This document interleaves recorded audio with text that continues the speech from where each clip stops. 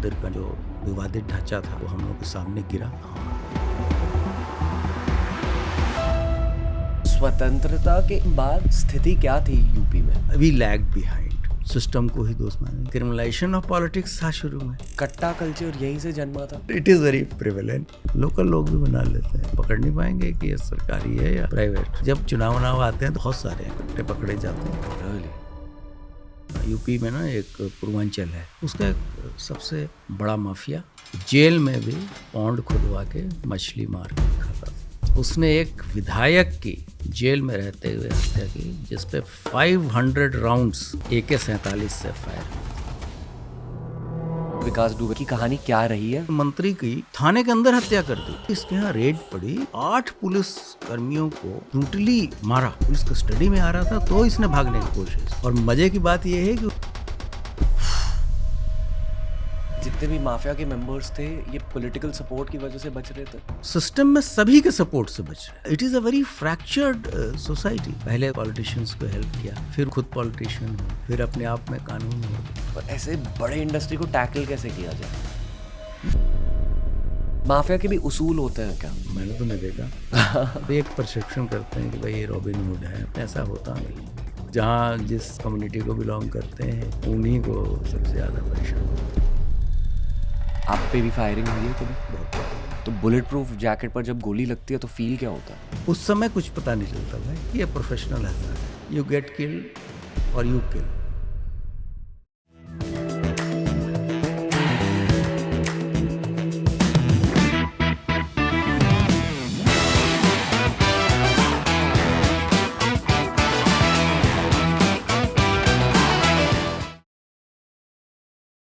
नमस्कार और जय हिंद सर। नमस्कार नमस्कार। पॉडकास्ट के स्टार्ट में ही कहना चाहूँगा कि थैंक यू, जो भी आपने हमारे देश के लिए करा है, जो भी आपने उत्तर प्रदेश के लिए करा है। It's absolutely an honour to be sitting in front of you sir. नहीं, ये तो हमारा भी सौभाग्य है। And it's my honour that you invited me for this. And जब यूपी मुझे कार्य क्षेत्र मेरा अलॉट हुआ, जो भी हम कर सकते थे आम जनता के लिए जो प्रयास है हमने किए। बहुत सारी बातें करेंगे आज, बट पॉडकास्ट के शुरुआत में एक बहुत डायरेक्ट सवाल है आपके लिए। बॉम्बे में जब आप रहते हो, आप उत्तर प्रदेश के बारे में बहुत कुछ सुनते हो। एक शब्द है बाहुबली, and I am sorry I am bringing this up so early. UP के गैंगस्टर्स को बाहुबली कहा जाता है। ये आप प्लीज़ समझाइए पूरे देश को कि इसका लॉजिक क्या है और एक्चुअल परिस्थिति क्या है उत्तर प्रदेश में। इसके लिए थोड़ा आपको पीछे जाना पड़ेगा। श्योर। कुछ 2-3 दशक पहले की बात है। ये बाहुबली का कंसेप्ट सबसे पहले क्या होता था, अपराधियों के सहयोग से कुछ चीज़ें होती थी सोसाइटी में। बाद में अपराधियों ने ये सोचा कि जब मेरे हेल्प से ही सब चीज़ें हो रही हैं तो क्यों ना हम ही पॉलिसी मेकिंग में आ जाएं। तो क्रिमिनलाइजेशन ऑफ पॉलिटिक्स शुरू हो गया और उसमें कुछ लोग इस तरह से उभर के आ गए कि वो अपने आप को कानून से भी बड़ा, क्योंकि हमारे जो क्रिमिनल जस्टिस सिस्टम है उसके जो बेसिक फंडामेंटल रूल्स है कि लाख अपराधी बच जाए लेकिन कोई इनोसेंट पनिश नहीं होना चाहिए। तो लोग इन सिस्टम्स को मैनिपुलेट करके, कोई उनको कन्विक्शन नहीं होता था, फिर गवाह नहीं मिलते। अगर कोई बहुत बड़ा बदमाश है तो उसके लिए कोई गवाही नहीं देता है। तो इसके कारण ही ये बाहुबली टाइप के कुछ ऐसे लोग पैदा होते हैं और एक ऐसा स्टेट जो कि बेस्ट गवर्नड स्टेट थे, इंडिया का सबसे फर्टाइल लैंड है, इंडिया का सबसे बड़ा पॉपुलेशन वाइज प्रदेश है, जिसमें 24-25 करोड़ लोग रहते हैं, उसको एक बीमारू राज्य की श्रेणी में वो चला गया। लेकिन 2017 के बाद से सरकार ने एक संकल्प लिया, अपराध और अपराधियों के प्रति 0 टॉलरेंस की नीति रही। तो सबसे पहले तो हमारे यहाँ वैकेंसी बहुत थी। आपको जान के ये खुशी भी होगी कि उत्तर प्रदेश का जो पुलिस बल है वो विश्व का सबसे बड़ा सिविल पुलिस बल है, और इसकी जनशक्ति या स्ट्रेंथ जो है वो 4.3 लाख है। 4 लाख से ज़्यादा लोग काम करते हैं यूपी Yes. पुलिस में। जो लोग भी थे उनका एज ग्रुप ज़्यादा था। कोई भी भर्ती हो उसमें एलिगेशंस होते थे, उसमें कुछ फेवरेटिज्म किया गया, और वो ऑब्वियसली कोर्ट जाएंगे। कोर्ट ने जब देखा कि गड़बड़ी है तो कोर्ट भी कार्य करेगी ही अपना।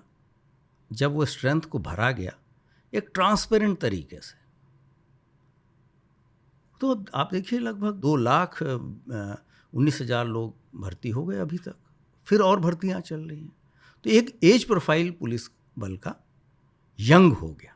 तो जब आपके यंग लड़के आ जाएंगे ऑब्वियसली आपकी एफिशिएंसी भी है गई, और फिर वही फोर्स थी। आज आप देखिए किस तरह का परसेप्शन चेंज है।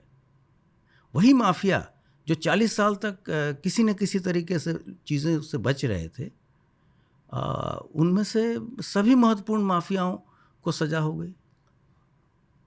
ये जितने भी माफिया के मेंबर्स थे ये पॉलिटिकल सपोर्ट की वजह से बच रहे थे?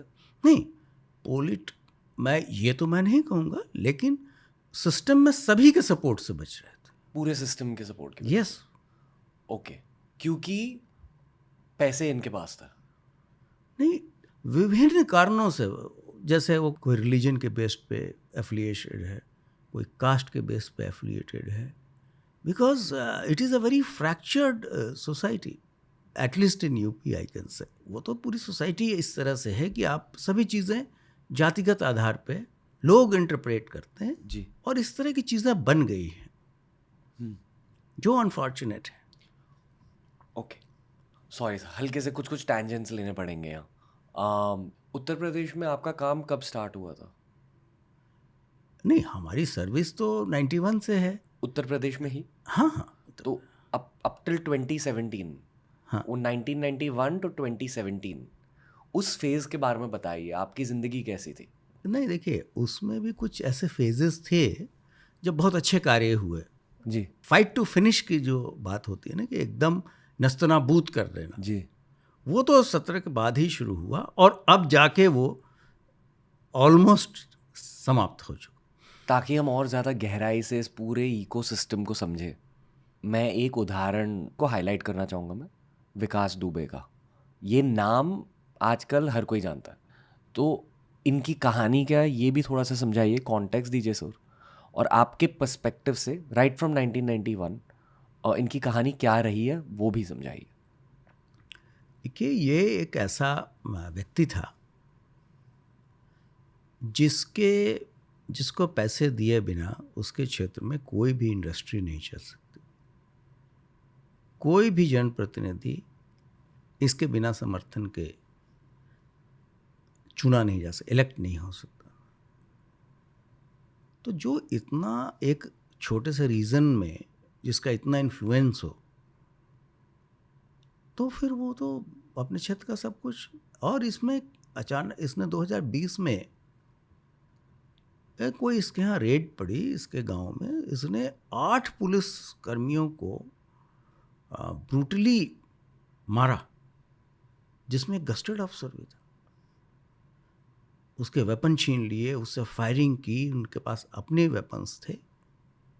फिर पुलिस ने इस पर कार्रवाई शुरू की, फिर इनके गुर्गे पकड़े गए, गुर्गे मारे गए। ये भी पुलिस कस्टडी में आ रहा था तो इसने भागने, वहाँ भी इसने स्नैच करने की कोशिश की, इसलिए कि इसको 2001-2 में करीब इसने एक दर्जा प्राप्त मंत्री की थाने के अंदर हत्या कर दी, और उसमें भी बच गया। तो इस तरह के लोग जिसके मन में कानून का कोई खौफ नहीं है, तो ऐसे तो एक सिविलाइज सोसाइटी तो चल नहीं सकती। इनकी बैक स्टोरी क्या थी?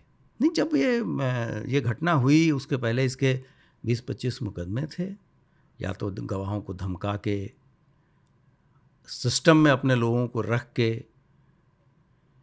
इसमें बजाते एक ऑनरेबल सुप्रीम कोर्ट के जस्टिस के अधीन एक कमेटी बनी थी जिसने काफ़ी इन चीज़ों को अध्ययन किया था। उस पर उनकी रिपोर्ट भी सबमिट हुई। उसने कैसे सिस्टम को मिसयूज़ किया और कहाँ कहाँ लूप होल्स हैं हमारे सिस्टम में, उसको कैसे सही किया जाए। जैसे ऐसे ऐसे लोगों के पास लाइसेंसेस भी, आम लाइसेंसेस भी हैं, जबकि कानून ये कहता है कि किसी के पास भी अगर कोई आपराधिक इतिहास हो तो वो आपको नहीं मिल सकता। अगर आप कहीं कोई छोटा सा भी आपके खिलाफ मुकदमा है, आप जाइए, आपको नहीं मिलेगा, बट इनके पास तो रहता है। तो सिस्टम भी को भी वो लोग पैरालाइज करते हैं, चाहे वो बाहर से हो या अंदर से हो। खौफ के बल पर, खौफ, पैसा और एविडेंसेस मैनिपुलेट करने से जुडिशरी को करते हैं और फिर विधायिका को भी करते हैं बिकॉज ऑफ देयर प्रेशर। क्यों? अतीक अहमद, समझाइए पूरे कॉन्टेक्स्ट के बारे में, कहानी के बारे में। तो सभी जानते हैं कि कैसे पहले उसने पॉलिटिशियंस को हेल्प किया, फिर वो खुद पॉलिटिशियन हो गया, फिर अपने आप में कानून हो गया, फिर अपने ओपोनेंट्स को मरवा दिया। उसके जो उसकी क्या पावर थी आपने खुद देखे होंगे, कुछ फ़ोटोग्राफ देखे होंगे, उसके डॉस के फ़ोटोग्राफ देखे होंगे, किसी इम्पोर्टेंट पॉलिटिकल आदमी से के साथ हाथ मिलाते हुए। ऐसा व्यक्ति जिससे 20 जजेस रिक्यूज़ कर लिया उनके बेल से, सुनने से मना कर दिया, और बाद में जब यहाँ शिकंजा कसा, वो जेल के अंदर अपने दुश्मनों को बुला के पीटता था। फिर जब शिकंजा कसा गया तो दूसरे स्टेट चला गया, फिर वहाँ से लाया गया, कन्विक्ट कराया गया इसी सिस्टम के द्वारा, और उसके परिवार वालों ने जिस तरह से एक गवाह की हत्या की, it was almost everywhere, it was shown on TV. उसी के सिलसिले में पुलिस कस्टडी रिमांड पे वो था, और अनफॉर्चुनेटली प्रेस के रिप्रेजेंटेटिव के रूप में कुछ लड़के आए, उनके पास आईडी भी थी, कैमरा भी था, उन्होंने उसको शूट किया। That was also telecasted almost live. लेकिन जो पुलिस बल था उसने काफ़ी बहादुरी और धैर्य का परिचय देते हुए उसको पकड़ा, वेपन भी रिकवर किया। तो अभी भी लड़के हैं, जेल में हैं, उनको पुलिस ने चार्जशीट किया है, ट्रायल पे केस है, चीज़ें चल रही हैं। उसके बजाते पूरे प्रकरण की जुडिशियल इंक्वायरी भी हुई, but he was a very dreaded mafia of Prayagraj region, the whole eastern region, and almost he was law. मतलब किस टाइप के माफिया थे? वो तो सभी तरह का माफिया था, पूरा इलाहाबाद प्रयागराज ही, आप कुछ भी नहीं, जब तक वो था उसके बिना कुछ भी नहीं होता था। और ये पावर में कब आए, सो कॉल्ड पावर में? वो पिछले 30-40 ईयर्स से धीरे धीरे इसने अपना गेन किया। पहले अपने गुरु को ही मारा, फिर खुद, मैंने आपको बताया ना कि पहले एक दूसरे की मदद करते थे कि पॉलिटिशियन उनको हेल्प करे, बाद में देखा कि हम इनको क्यों हेल्प करें जब मेरे कारण ये बन रहा है, वो खुद ही पॉलिटिशियन हो गया। तो पॉलिटिसाइजेशन ऑफ क्रिमिनल्स हो गया। पता है, क्रिमिनलाइजेशन ऑफ पॉलिटिक्स था शुरू में, फिर क्रिमिनल ही पॉलिटिक्स करने लगा। जब ये पॉलिटिशियन बने क्रिमिनल करियर के बाद, तब पुलिस में क्या चर्चा होती थी? Of course the police must have been very angered.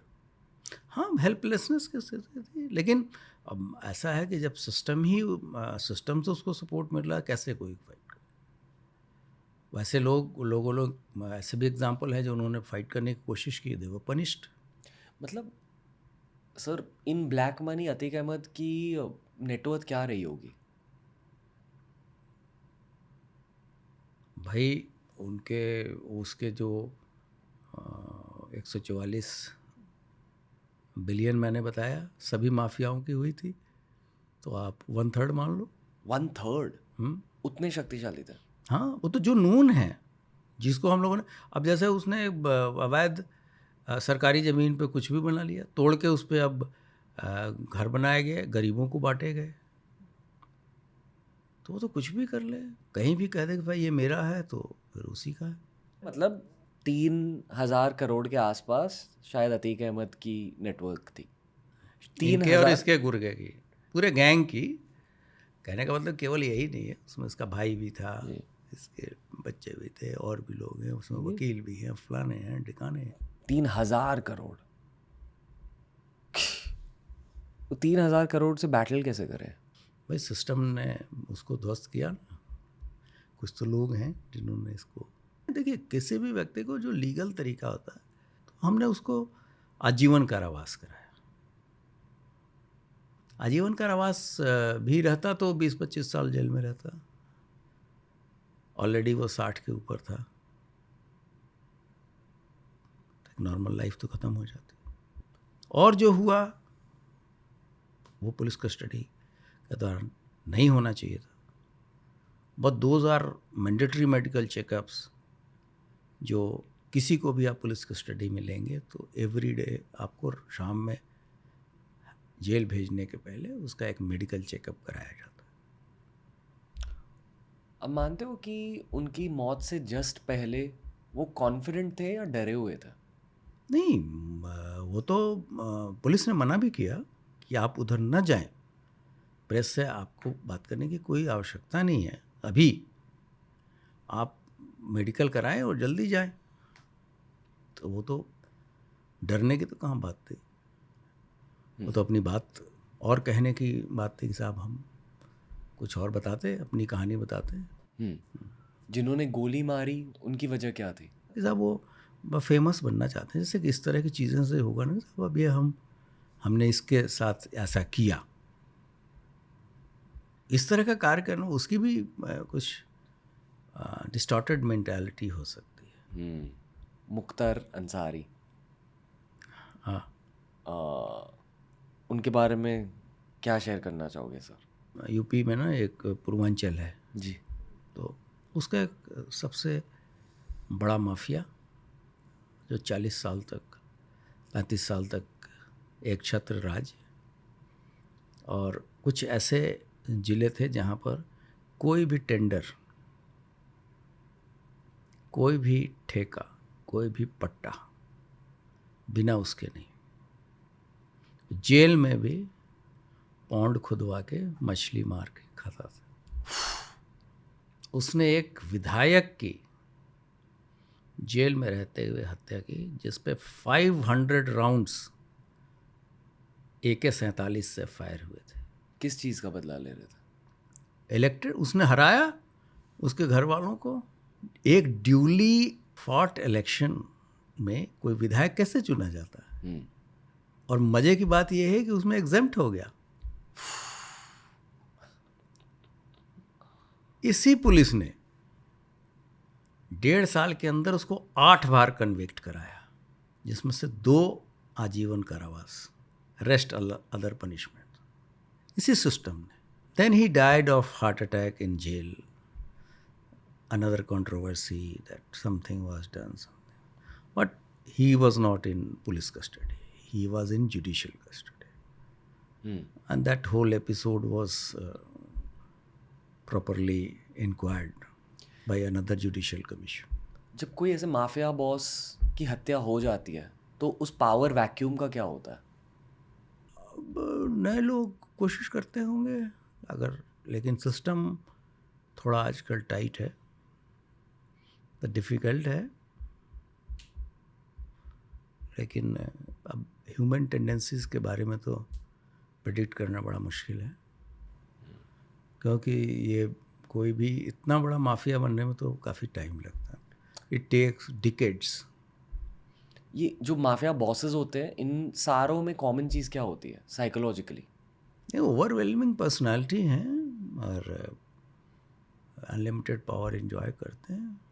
पूरे इनका एक फुल फ्लेजेड अपराधियों का गैंग होता है जिनसे ये चीज़ों से करा के एक टेरर पैदा करते हैं कि भाई हमारे अगर समाज में रहना तो हमारे बातों को मानना पड़ेगा।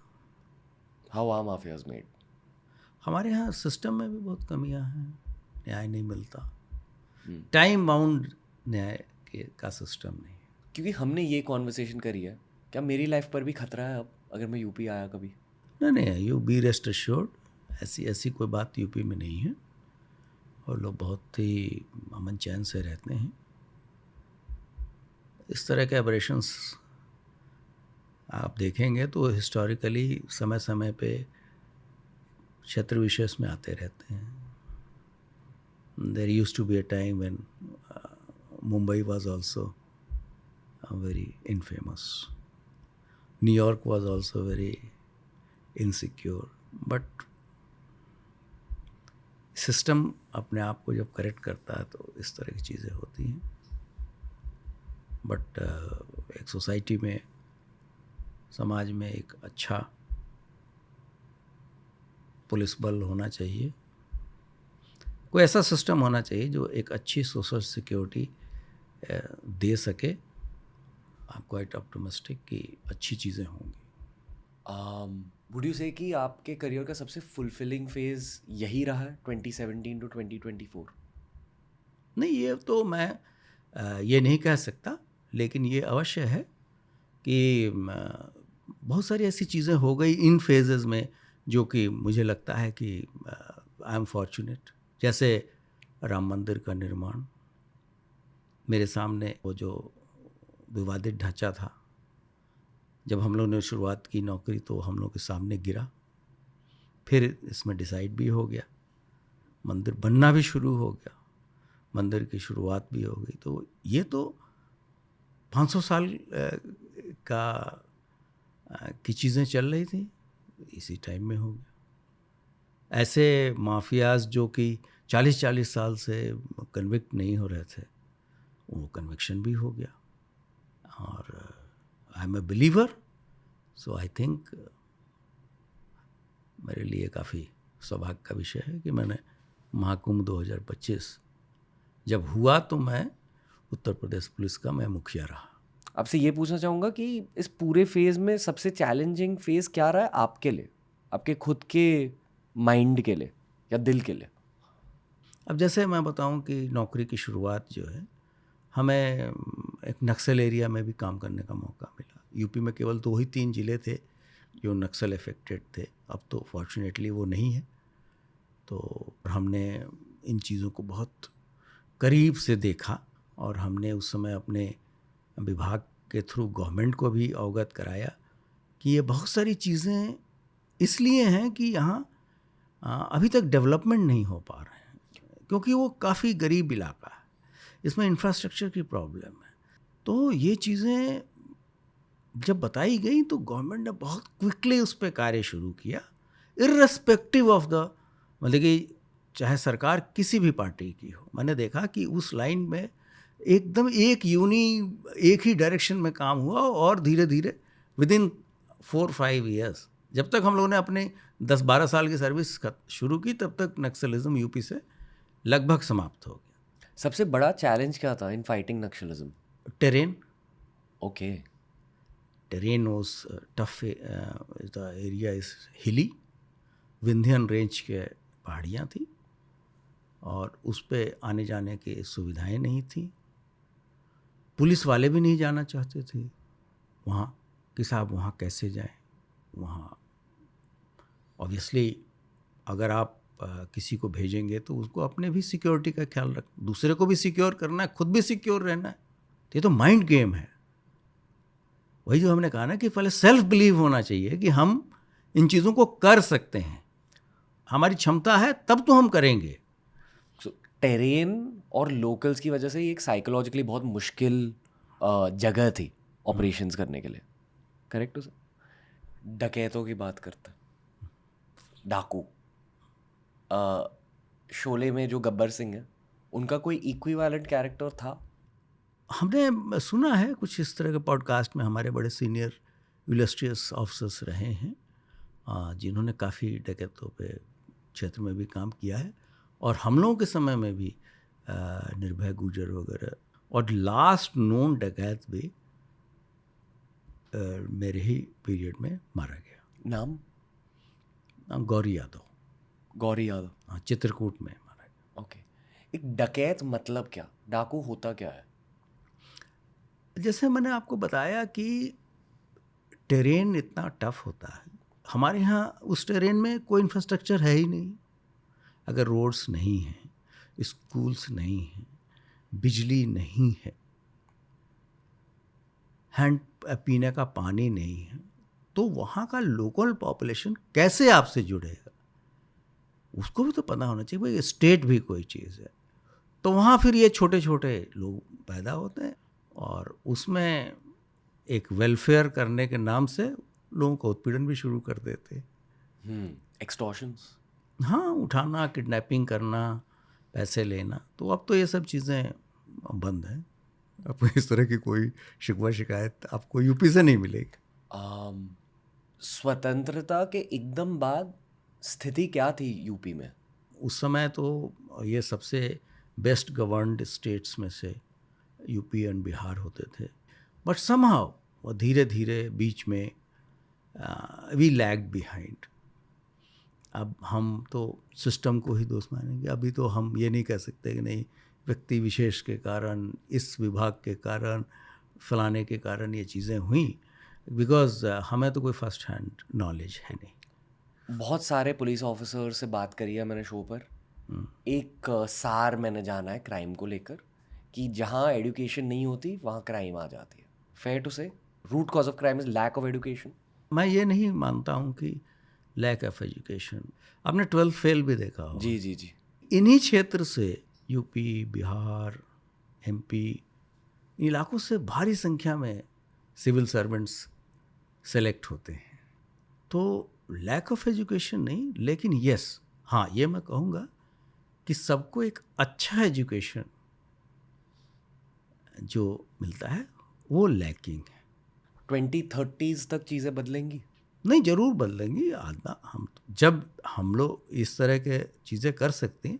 देखिए, सबसे बड़ी क्या है, राजनीतिक इच्छा शक्ति होनी चाहिए, विज़न होना चाहिए लॉन्ग टर्म। जैसे विकसित भारत 2047, जैसे आप अगर आप देखें तो पिछले 4-5 वर्षों में हमारी स्टेट की जीडीपी 15% के रेट से ग्रो कर रही है, जो कि नेशनल एवरेज से भी ज़्यादा है। कैग के आंकड़े रिलीज़ हुए 2023 के, उसमें यूपी 16 ऐसे स्टेट्स हैं जो रेवेन्यू सरप्लस हैं। UP is number 1। इसका मुख्य कारण क्या है? Stable and strong law and order, social security, राजनीतिक इच्छा शक्ति, और पॉलिसी में डायनेमिक चेंज करने की कैपेसिटी। तो कुछ तो बेटर हुआ ना। आप कभी डकैत से मिलो? नहीं, मैं तो नहीं। हाँ, एक बार इलेक्टेड रिप्रेजेंटेटिव फूलन यादव जी थी, एमपी थी, वहाँ मैं एसपी भी था, तो वो आई थी मिलने। तो इलेक्टेड थी। वो तो हल्के से कॉन्टेक्स्ट भी दीजिए कि फूलन देवी है कौन? वो तो जैसे बीहड़ों में थी, और एक कोई बेहमई कांड हुआ था, उसमें काफ़ी लोगों की, एक कास्ट जाति विशेष लोगों की हत्या उसने की थी, और उसके पीछे ये कारण था कि शायद इनको या इनके परिवार वालों या इनके कम्युनिटी को वो लोगों ने जातीय की थी। तो मैंने कहा ना कि ये इस तरह से इंडो गंजेटिक प्लेन जो है, यमुना और गंगा का जो दुआब है जी, ये ईश्वरीय देन है कि इतनी फर्टाइल लैंड है, लेकिन साथ साथ ये भी है कि ये इस तरह से बटे हैं वर्टिकली, जिसको कहीं ना कहीं जोड़ने का प्रयास होना चाहिए।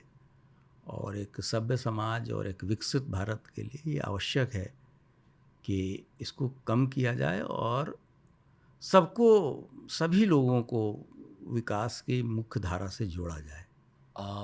कोई ऐसी घटना हुई थी आपके पूरे करियर में जिसकी वजह से आपका दिल थोड़ा शेकअप हुआ था। बहुत सारी ऐसी घटनाएं होती हैं जब आपको that happens for the first time, ये पहली बार हुई जैसे और शायद दोबारा होती भी नहीं है। जैसे अब जैसे विकास दुबे ने 8 पुलिसकर्मी मार दिए और उसमें एक डिप्टी एसपी भी था, हमारे इंस्पेक्टर लेवल के अधिकारी थे, वेपन स्नैच कर लिए। ये चीज़ें अनहर्ड थी। ये चीज़ें टेररिज्म के ज़माने में हुआ, ये नक्सलिज्म के ज़माने में हुआ, लेकिन कॉमन इसमें तो आज तक नहीं हुआ। ये कब की बात है रफली? 2020 की बात है। लेकिन जो लीडर है या जो इसके लिए अकाउंटेबल पर्सन है, उसको तो धैर्य से काम देना पड़ता है। और उस स्थिति में जो बेस्ट है, because you have to motivate your man, और साथ ही साथ आपको सरकार को भी, it is a big setback for the government also, आपको उसको भी सेटिस्फाई करना। आपकी मेंटल हेल्थ बिगड़ी थी? नहीं, ऐसा तो नहीं होता। नहीं। नहीं, मेंटल हेल्थ बिगड़ने का तो कोई सवाल ही नहीं है। ये कुछ ऐसी चीज़ें होती हैं लाइफ में जहाँ पे जीरो एरर से ही चलता है। ड्यूटी, हाँ, कोई स्कोप नहीं है एरर जी। का एट दैट लेवल। रिस्पॉन्सिबिलिटी और ड्यूटी फील होती है। यस, वो तो कहीं आप फंबल कर नहीं सकते। आपने मिर्ज़ापुर देखी है? नहीं, मैंने सुना मैंने नई मूवी मैंने नहीं देखी। वासेपुर देखी है, गैंग्स ऑफ वासेपुर? हाँ, गैंग ऑफ वासेपुर। कोई ऐसी चीज़ थी मूवी में जिसकी वजह से आप नाराज़ हो गए गैंग्स ऑफ वासेपुर में? देखिए, बहुत सारी चीज़ें ऐसी होती है ना कि बहुत इस तरह की मार धाड़ की मूवीज़ लोगों को बहुत अच्छी लगती हैं कि उसमें एक शॉर्टकट से न्याय होते हुए दिखाते हैं। जी जी। जैसे हमने देखा ना कि कोई सिस्टम से न्याय मिलने में बहुत समय लगता है या कभी नहीं मिलता। अभी मैं आपको, चूँकि ये इस बात पे बात चल गई है तो मैं बताऊं आपको। श्योर। एक नीतीश कटारा कांड हुआ था, आपको याद होगा जी। उसमें भी एक बाहुबली का लड़का इन्वॉल्व था, उसकी फैमिली इन्वॉल्व थी। नीतीश कटारा के मदर हैं नीलम कटारा। मैं उस महिला के हिम्मत और जज्बे को सलाम करता हूँ। उन्होंने बहुत लड़ाई लड़ी और अभियुक्तों को सज़ा भी दिलवा दी, आजीवन कारावास हो गया। अब भी कुछ दिनों पहले अभियुक्त ने शादी के नाम पे पैरोल लिया, शादी किया, जो भी किया, और हाईएस्ट कोर्ट से उसे रिलीफ दिया गया। मैम ने मुझे भी फ़ोन किया, मैं तब तक सेवानिवृत्त हो चुका था, रिटायर्ड हो चुका था। तो I can sense her helplessness कि साहब अब हम कहाँ जाएं। जबकि पहले जुडिशरी से उनको काफ़ी हेल्प मिली सिस्टम से फाइट करने के लिए। थोड़ा कॉन्टेक्स्ट भी दीजिए सर, एग्जैक्टली हुआ क्या था? ये करीब 2000 की बात है। एक बच्चा था, IMT गाजियाबाद का स्टूडेंट था। अचानक एक दिन वो गायब हो गया, ट्रैक नहीं हो रहा था। इनका फ़ोन आया मेरे पास। उस समय इनके हस्बैंड जिंदा थे, वो रेलवे में काफ़ी सीनियर ऑफिसर थे, IRTS या रेलवे के जो सिविल सर्विसेज से लोग जाते हैं उसमें काफ़ी हायर लेवल पे थे। तो उन्होंने कहा कि साहब ऐसे ऐसे है। हम लोगों ने फिर सर्च किया, मैसिव सर्च किया। एक बॉडी मिली जो कि नेबरिंग डिस्ट्रिक्ट्स में मिली, वहाँ से कराया गया। अगर आप बुक पढ़ेंगे तो उसमें ये है, ऑथर ने इस केस को भी चूज़ किया है। और फिर हमने DNA प्रोफाइलिंग करके वो उन चीज़ों को कंफर्म किया कि वो जली हुई बॉडी बच्चे की ही है, जबकि नीलम जी ने उसको देखते ही पहचान लिया था, ऑल्दो चेहरा पहचानने लायक नहीं था। तो बहुत तरह की चीज़ें, इमोशनल चीज़ें, उन्होंने कैसे आइडेंटिफाई किया, ये सब चीज़ें हैं।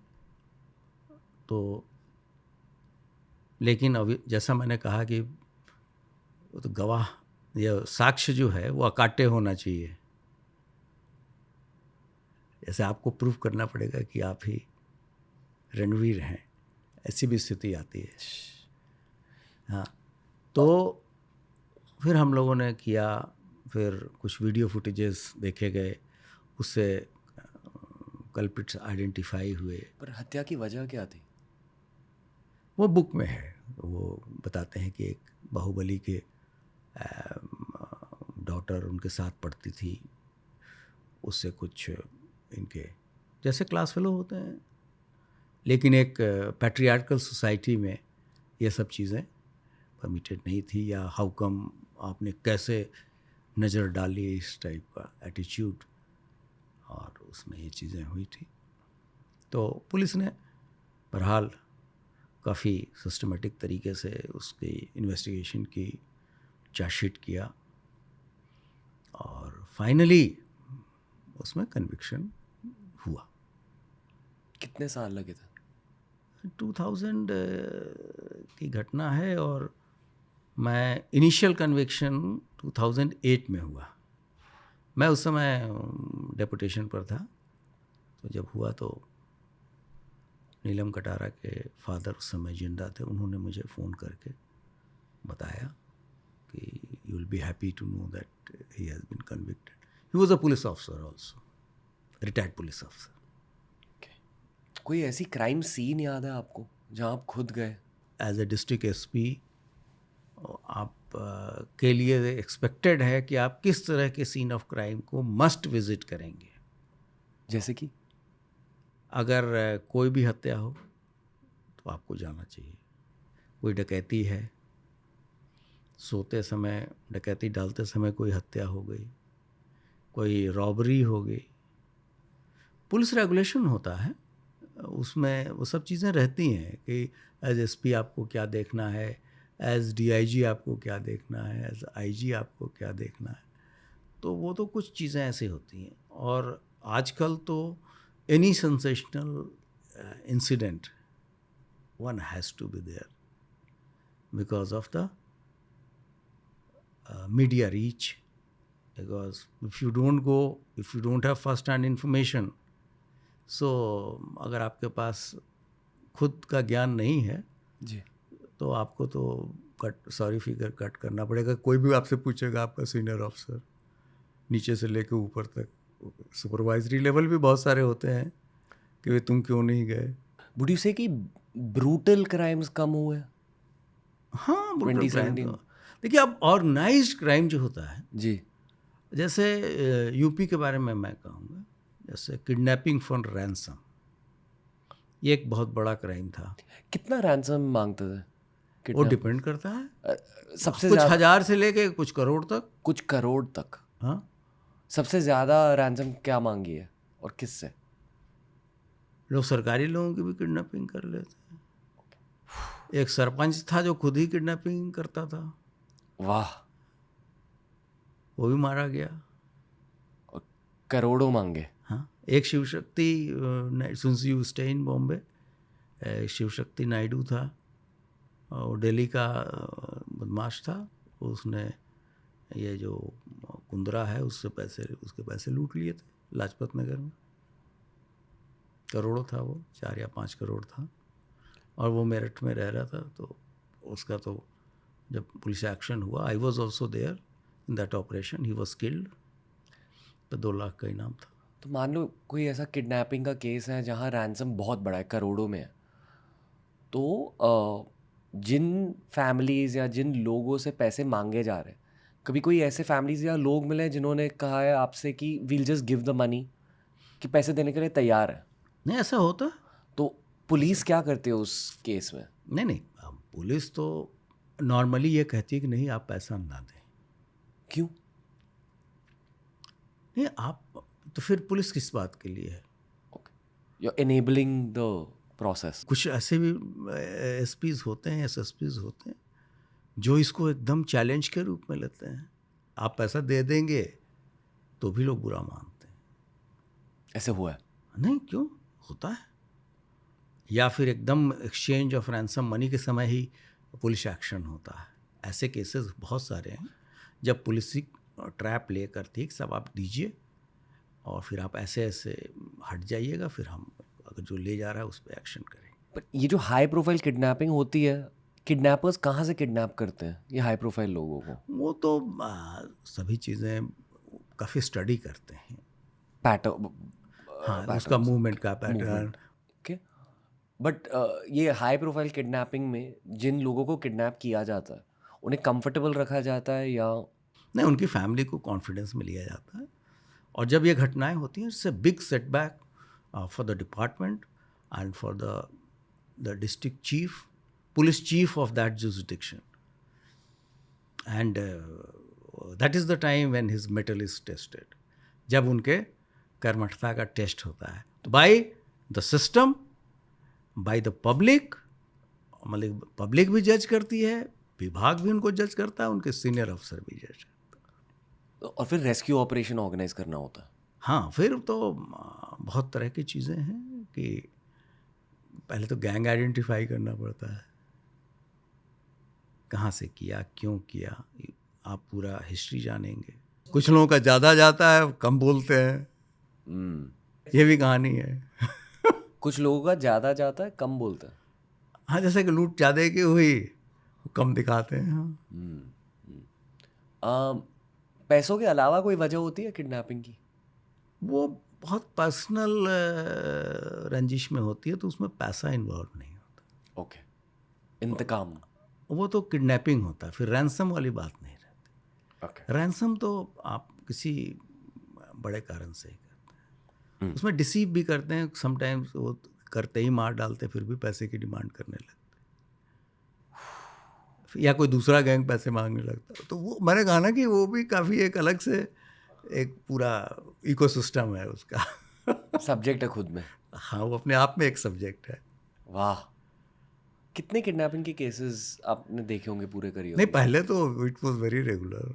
Very regular? हाँ, वो पहले तो हर पूरा हफ्ते? पश्चिमी उत्तर प्रदेश में तो इंडस्ट्री टाइप का ही था, छोटा मोटा कॉटेज इंडस्ट्री। वाह, लेकिन अब कुछ ऐसा नहीं है, अब तो एक भी नहीं, not a single. I can vouch, although I am not in service now, but हमने ऐसे ही माहौल बना रखा है और हमारे विभाग ने कि आप किसी में हिम्मत नहीं।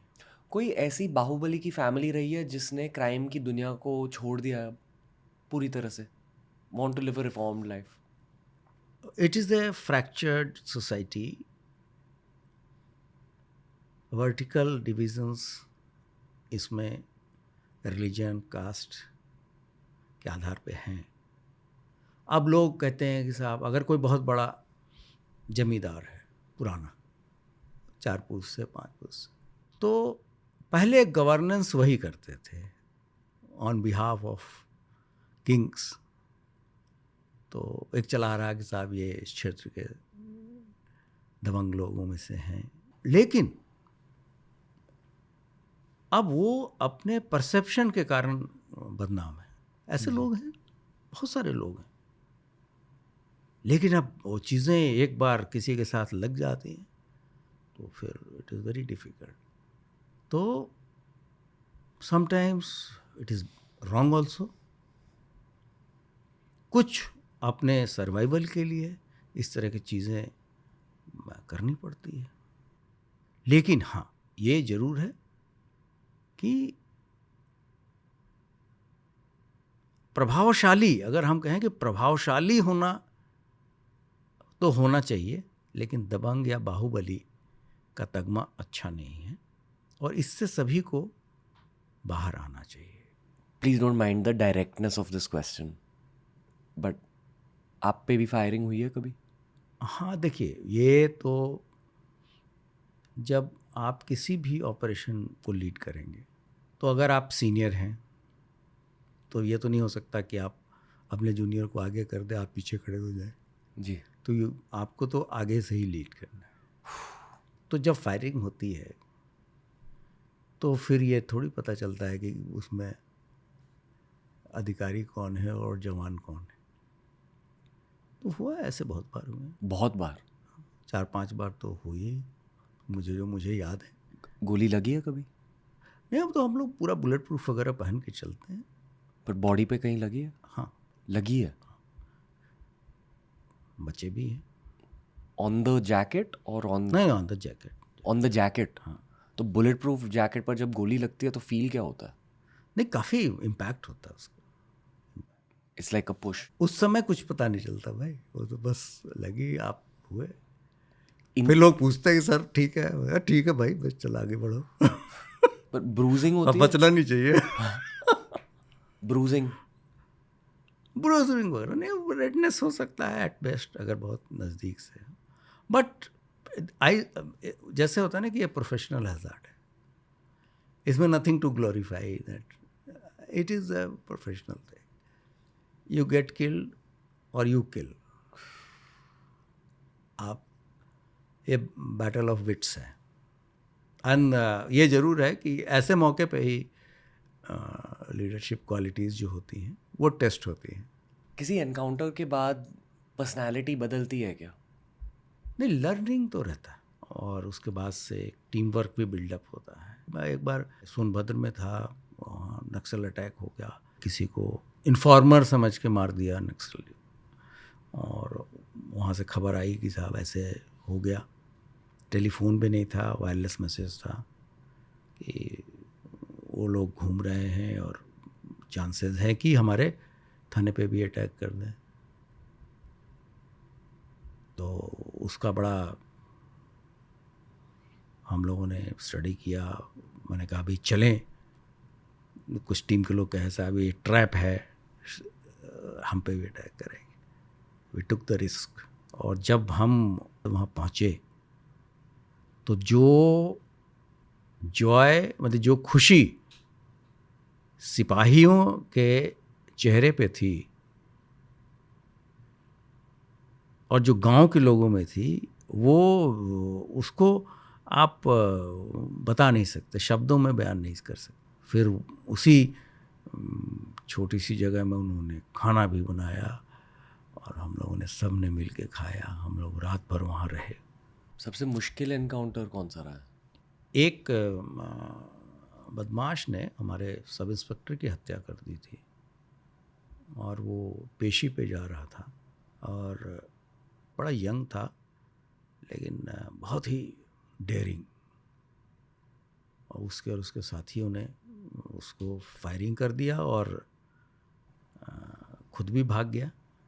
और उस समय के जो पुलिस चीफ थे वो भी थोड़ा अपसेट थे।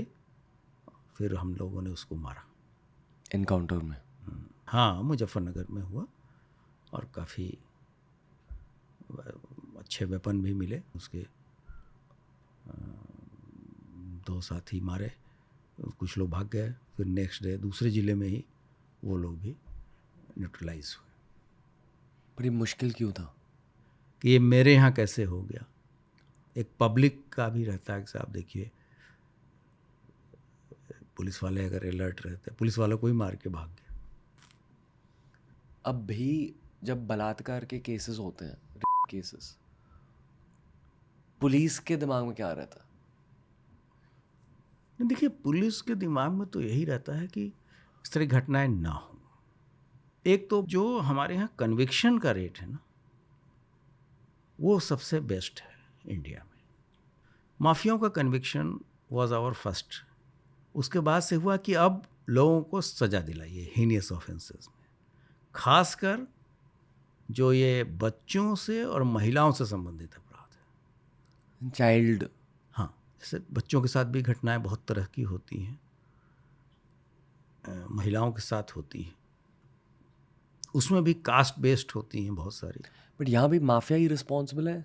नहीं नहीं, इसके ये कुछ कोई भी हो सकता है। वो तो एक विषमता है, या रेप के केस में तो पर्सनल जो होता है ना, विकृत मानसिकता हो सकती है।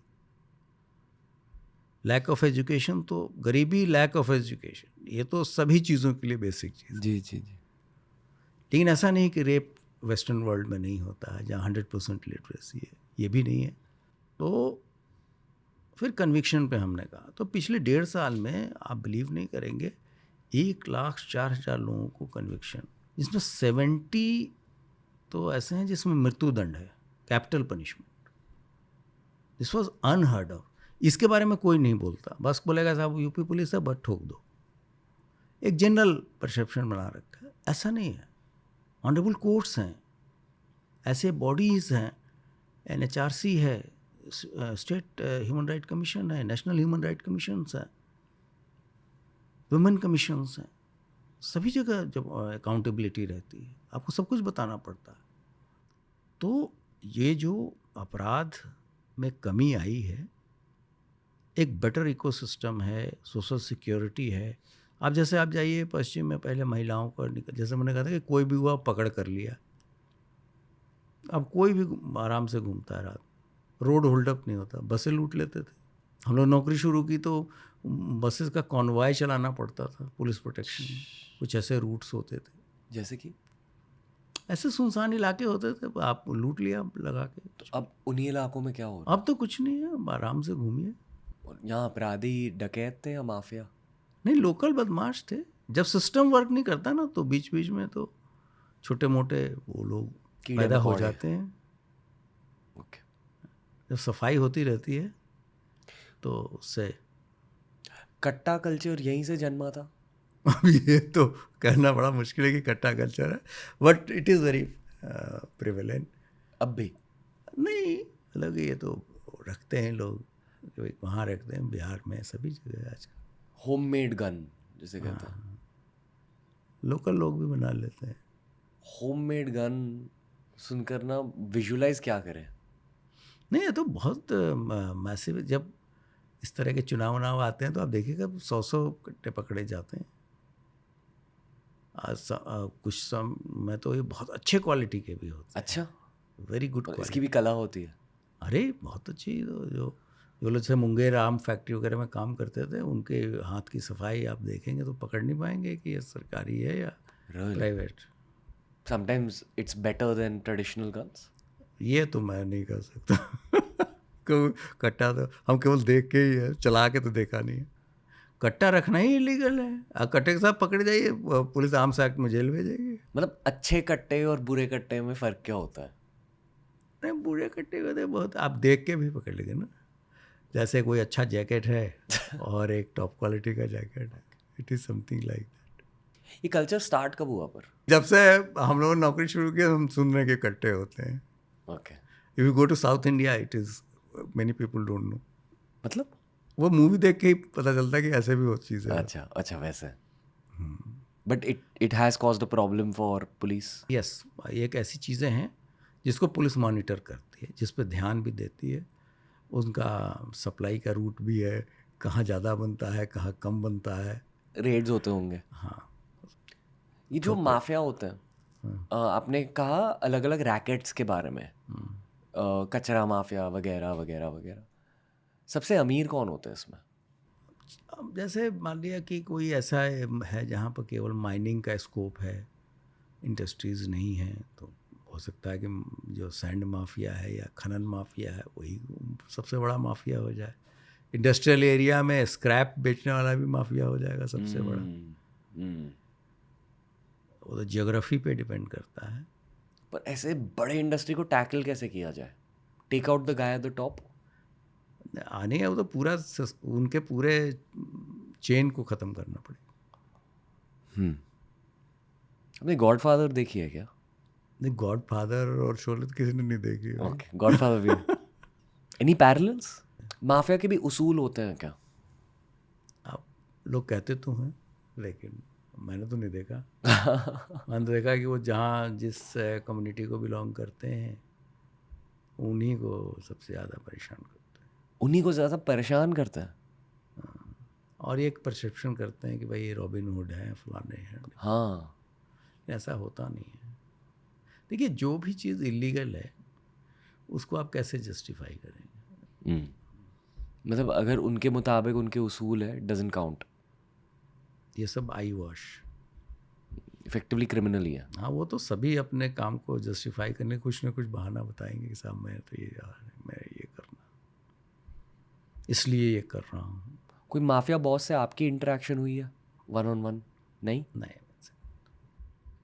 नहीं, कोई जनप्रतिनिधि है, फ़ोन कर दिया, अब बात अलग है। इलेक्टेड रिप्रेजेंटेटिव है, फ़ोन करता है, आदमी बात कर लेता है। आपके पूरे टेन्योर में किसी ने आपको थ्रेटन किया है, ऐसे कहा कि फैमिली को खतरा है, ये वो? ऐसी स्थिति तो नहीं आई है, लेकिन हाँ, मतलब कुछ इंटेलिजेंस इनपुट रहता है, इस तरह की बातों का जो इनडायरेक्टली चीज़ें आती रहती हैं। लेकिन वो मैंने आपसे कहा ना, जो प्रोफेशनल हज़ार्ड, ये तो प्रोफेशन के साथ ही चलता है। तो फिर आपका माइंडसेट तो क्या आपको तो ग्लोरी और ये सब चीज़ें साथ लेके चलना है। आपका माइंडसेट क्या रहता था? नहीं, आप केयरफुल रहिए, और rest government is there to take care. और हमने तो नहीं देखा कि यूपी में किसी में इतना ये है जो किसी सरकारी आदमी को सर्विस के दौरान या सर्विस के बाद कोई हार्म कर सके। क्या? इतना तो सिस्टम में फेथ है, और हमारा सिस्टम इतना स्ट्रांग है कि ऐसी बात अभी तक हुई नहीं।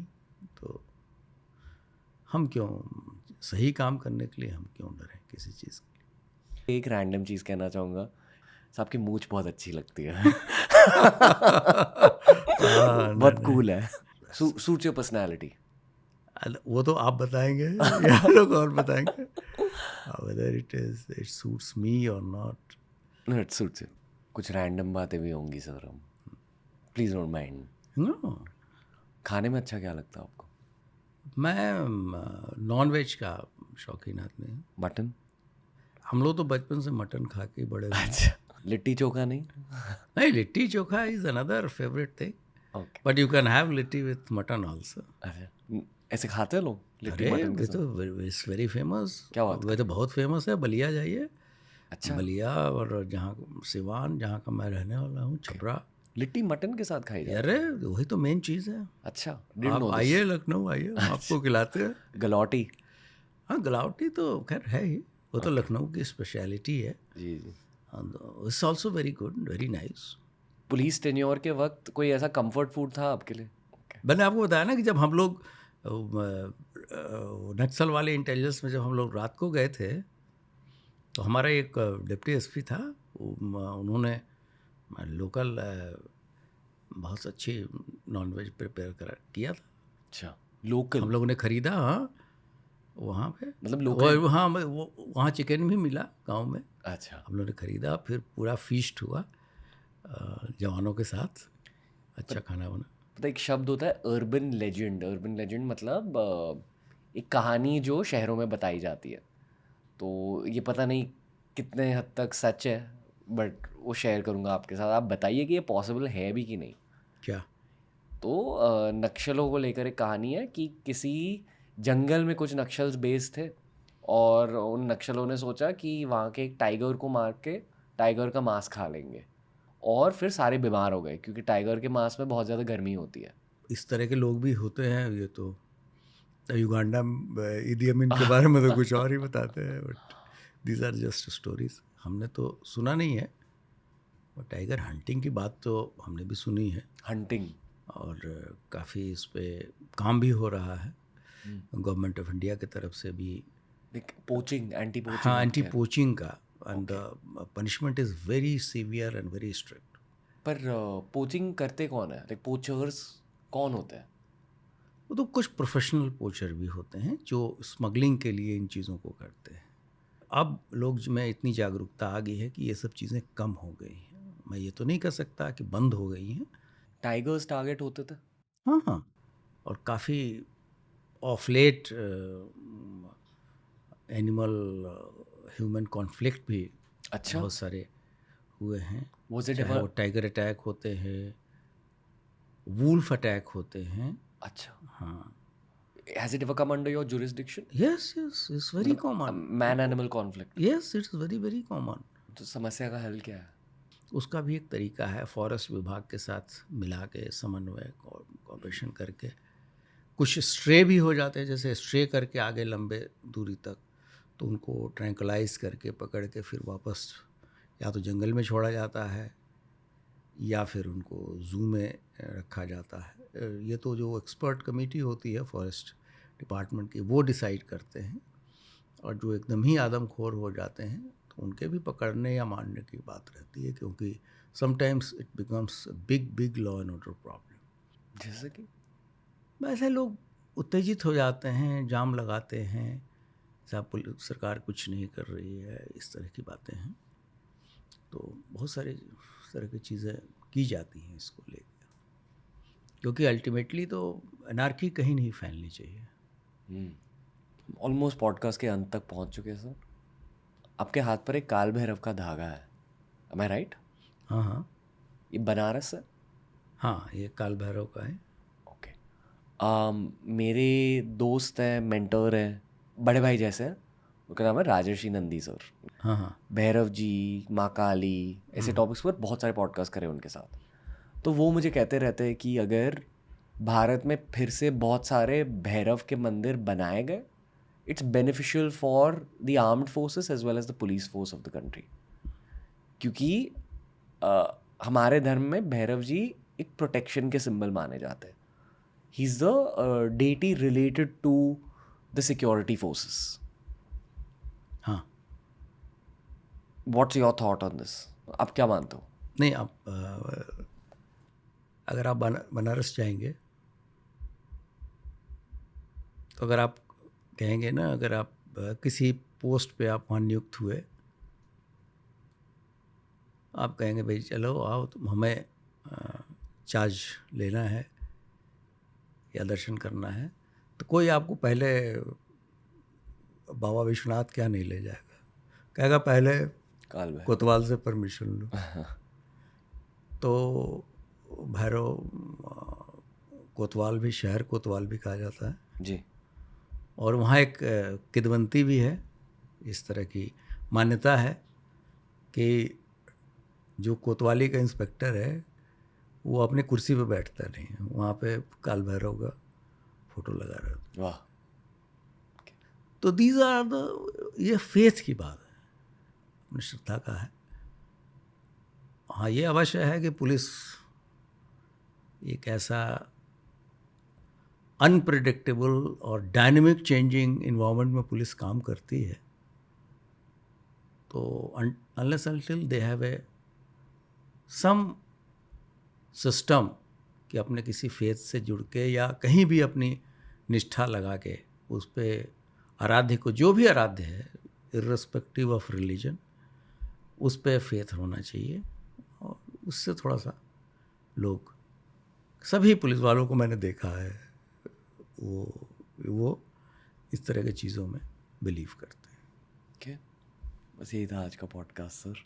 मज़ा आ गया आपके साथ, बहुत अच्छा लगा। Same, thank you. और आपने बहुत सारी ऐसी टॉपिक्स पे भी बात किया और बड़े थॉट प्रोवोकिंग पॉइंट्स आपके हैं, जो मुझे लगता है कि कुछ बिंदुओं पे अलग से भी एक पॉडकास्ट हाँ जी, ऑफ किया कोर्स। जा सकता है। कभी मौका मिलेगा तो इस पे भी बात करेंगे। जी सर। और all the best. Thank you, sir. You are in age, you are very younger to me, लेकिन मैच्योरिटी में आप बहुत आगे हैं। Thank you. और ईश्वर से प्रार्थना है कि आप